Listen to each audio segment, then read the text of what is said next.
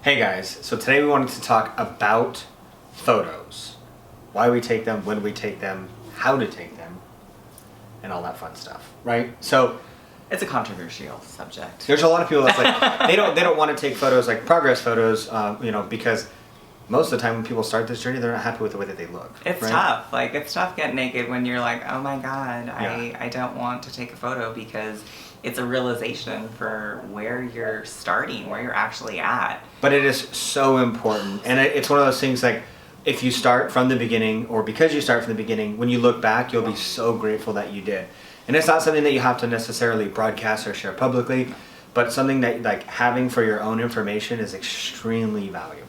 And like with photos, not only is it great to give you a starting point, but there is, as he said, like a lot of information within these photos, especially when we cover like how often you're going to be taking them, to be able to see changes that maybe the scale doesn't tell you that these changes are happening, but in the photos you'll be able to see them. Same thing like when you're trying on different clothes, you're like, oh gosh, the scales, I don't know if it's moving, and then you put on your clothes, you're like, ooh, these are fitting a little bit looser, like I'm feeling pretty slim here. So photos will help do a similar effect with that. And then also, one of the cool things, depending on like how long this journey is, you'll get to the point where like you're a weight now that you were in the past, and you look and feel a lot better, right? And so like it helps to where that way, like when you're pushing for something, like I got to get back to 135, or I got to get back to 150 or whatever, because like now at 160 you look and feel better than you did at 150, and having that picture for frame of reference is huge. Yeah. So with regards to photos, first, like definitely you got to start with a before photo. Like it's super, super important. Get that photo. When we take photos, you want to make sure that you're doing a front-facing photo, a side-facing photo, a back-facing photo, and then we always encourage a nice flex photo, of course. Double B's. Double B. Double B's or biceps. Oh, well, beastie B. biceps, I guess.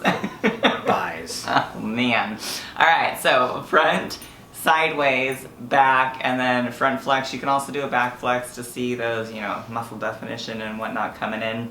If you don't have somebody to take your photos, or don't want someone to take your photos, you can always do, like prop your phone up on something, whatever, and you can just put it on video, and then you can hold the poses in each part, and then you can always screenshot it or just use it as a video. That's easier than like some people like they want to do a timer, but yeah, if you just like do the front facing or anything, video it, hold still, and then you're all good. Yeah, I mean timers, they are option, but I feel like it's one of those awkward things where you're like, did it take, when you're smiling and then Getting into position and took like so much of a hassle. Whereas like, if you just video it and you could screenshot it, technology is amazing. So exactly. Utilize it. Exactly. So, with that being said, you got before photos, you know which angles to take. And when you're doing those, make sure like that you can see the small of your back on that sideways facing photo, so that your elbows are right in position.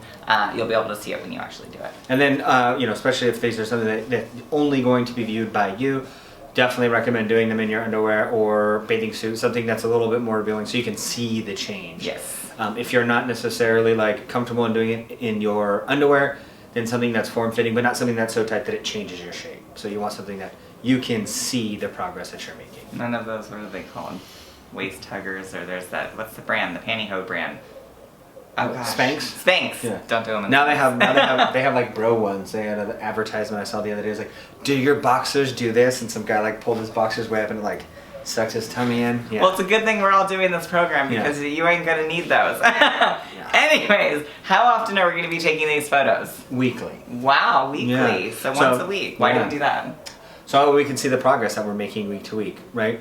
And so like I think a lot of times people think about weight, and they think weight weekly and photos every couple weeks. So for us, it's like increased frequency, right? So weight every day, photos every week. This allows you to be able to see the progress that you're making and establish a really good trend. And you're not necessarily going to be able to, we're not saying like, oh, look at your photos every damn week. Yeah, because like most of the time from week to week, you won't necessarily see a huge difference. But when you put them all together and you look at it like over the weeks, it'll make a huge difference. And so, but doing it every week, you getting in that habit, building that routine is huge. Yeah. So take those before photos. You're going to be doing weekly photos. With those weekly photos, make sure that you are doing the forward facing flex, a sideways, a back, and if you want to do a back flex, the more the merrier. And we do recommend, same thing with the weight, do it at a similar time every week. So either start or end your week in the morning after you do your weight, take your photos, and then keep it consistent like that. That way you can, like, when you're comparing similar states. And you can keep your photos, you can keep them organized in an album in your phone.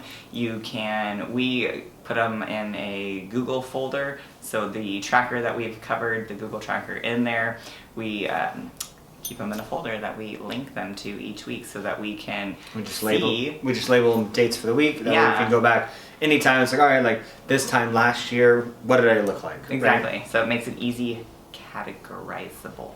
There you go. If that's a word. It now is.